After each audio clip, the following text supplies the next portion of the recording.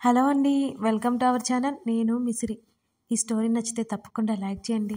Subscribe చేసుకుని వాళ్ళు ఉంటే సబ్స్క్రైబ్ చేసుకుని సపోర్ట్ చేస్తారని ఆశిస్తున్నాను. ఇక కథలోకి వెళ్ళిపోదాం. ప్రియసఖి పార్ట్ 249. అన్నయ్య, వాళ్ళు రీచ్ అయ్యారని మెసేజ్ పెట్టింది వదిన. అసలు డిన్నర్ చేశారో లేదో అని తిరిగి కాల్ చేయబోతున్న చేతన్ని ఆపేసింది వీక్ష. ఏమైంది? ఆమె వైపు చూస్తూ అడిగాడు. ఇప్పుడు ఎందుకు వాళ్ళని డిస్టర్బ్ చేయడం అంటూ తినమన్నట్టు చూసింది. డిన్నర్ అంటుంటే వాళ్ళు చిన్నపిల్లలు కాదుచే, నాకు తెలిసి చేసే వెళ్ళి ఉంటారు. నువ్వు ఫోన్ కాల్స్ చేసి విసిగించకు. ఇక్కడ వరకు వచ్చారు అంటే అర్థం ఒకరితో ఒకరికి అన్నీ వదిలేసి టైం స్పెండ్ చేయాలనే కదా. మట్టి బుర్ర అని చివరి మాటలు చెప్పి విసుక్కుంది వీక్ష. ఓయ్, అంతా చెప్పి మళ్ళీ మట్టి బుర్ర ఏంటి? దానికి మట్టి బుర్ర అయిపోతానా? ఆశ్చర్యంగా ముఖం పెట్టాడు చేతన్. కాదు మరి మెక్కు అంది. ఒకప్పుడు వీక్ష కనబడుతుంటే ఇంకా కావాలని ఆమెతో గొడవ పడ్డం, తిట్లు తినడం మొదలుపెట్టాడు చేతన్.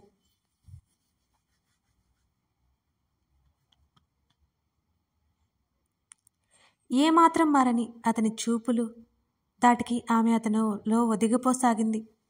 ఆ చూపుల్లో ఇష్టం, ప్రేమ, మోహం తదితర భావాలెన్నో ఉట్టిపడుతుంటే వాటిని అంచనా వేయలేకపోతోంది ఆమె. అతను ప్రేమ జల్లు కురిపిస్తుంటే తడిసి ముద్దైపోతూ అతని హృదయం మీద చిరుముద్ది ఇచ్చింది ధరణి.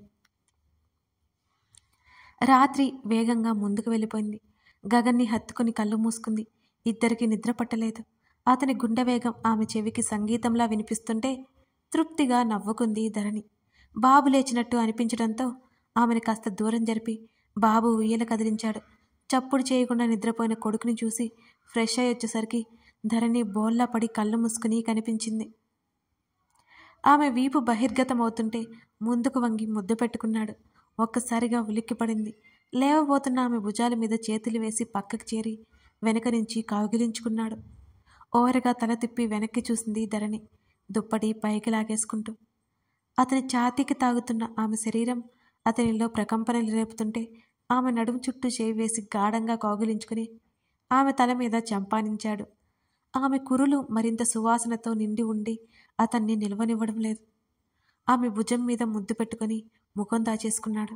అతని మూమెంట్స్ గమనిస్తూ నెమ్మదిగా అతని వైపుకు తిరిగింది ధరణి. నిద్ర పట్టట్లేదా? ఆమె జుట్టు సరిచేస్తూ అడిగాడు అతను.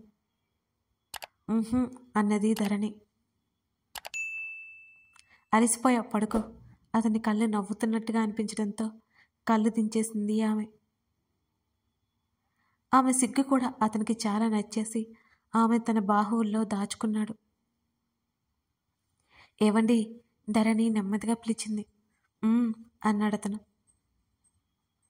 మీకు లవ్ స్టోరీస్ ఏమైనా ఉన్నాయా అని అడిగింది అతని ఛాతీ మీద గోకుతూ. చాలా త్వరగా అడిగావే.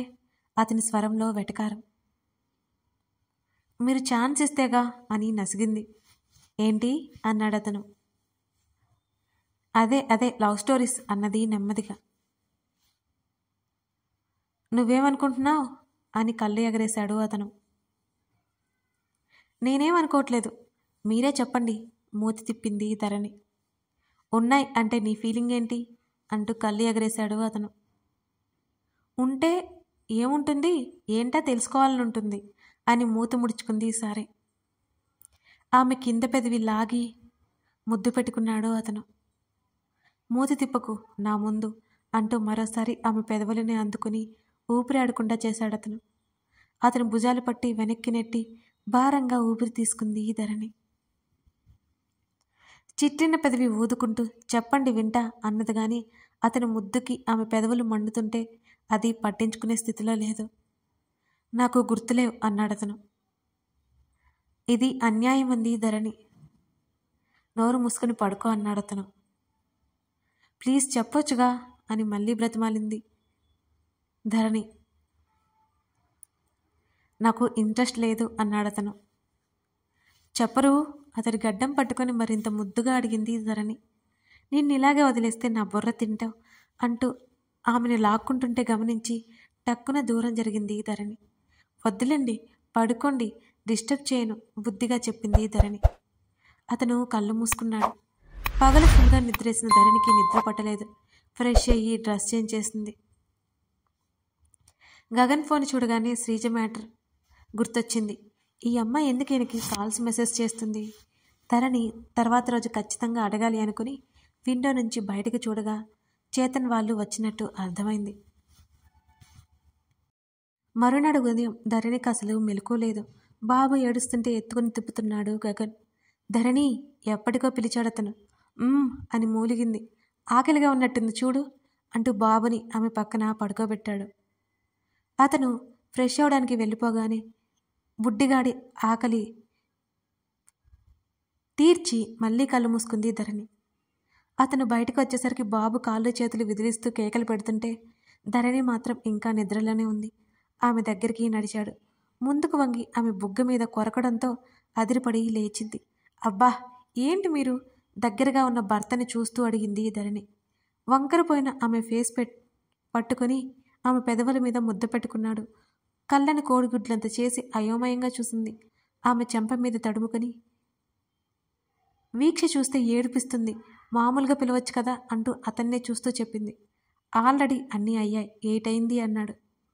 అమ్మో అంత టైం అయిపోయిందా అనుకుంటూ లేచి కూర్చుంది ధరణి. పాలు తాగినవాడు మళ్ళీ నెమ్మదిగా నిద్రలోకి జారుకున్నాడు. ఎప్పుడు లేచాడు వీడు అని అడిగింది ధరణి. 5కి అన్నాడు అతను.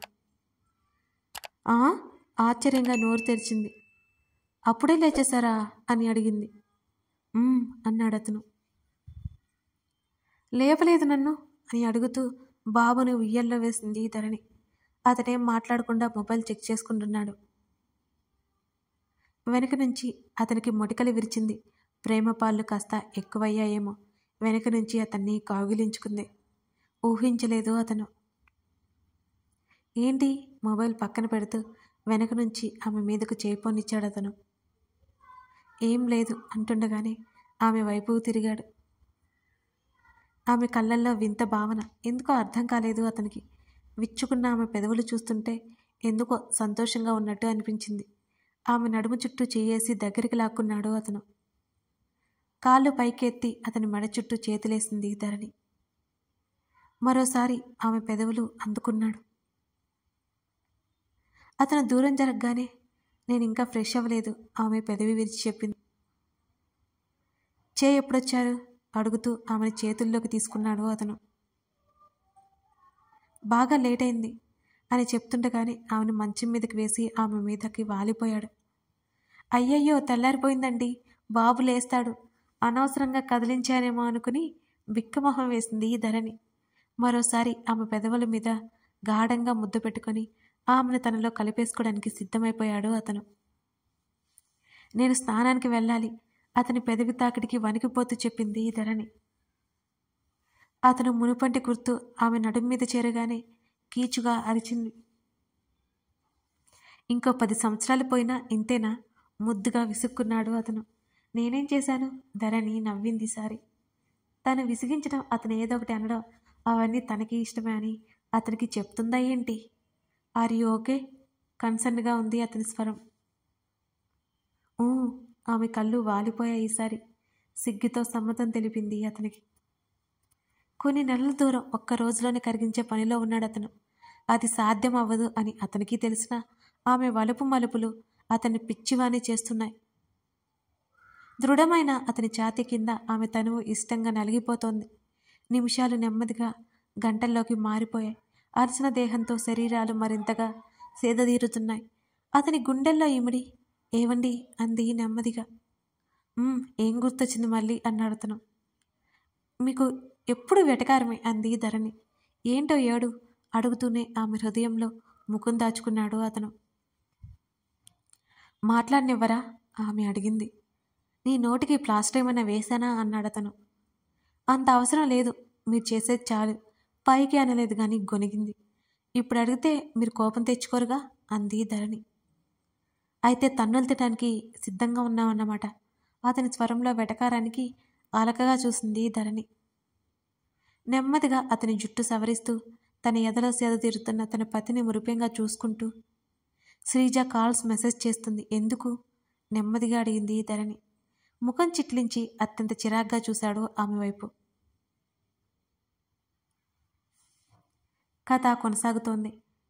ఈ కథ మీకు నచ్చినట్లయితే ఖచ్చితంగా లైక్ చేయండి. సబ్స్క్రైబ్ చేసుకోవడం మాత్రం మర్చిపోకండి. మీ వాల్యుబుల్ కామెంట్స్ నాకు ఎంతో అవసరం.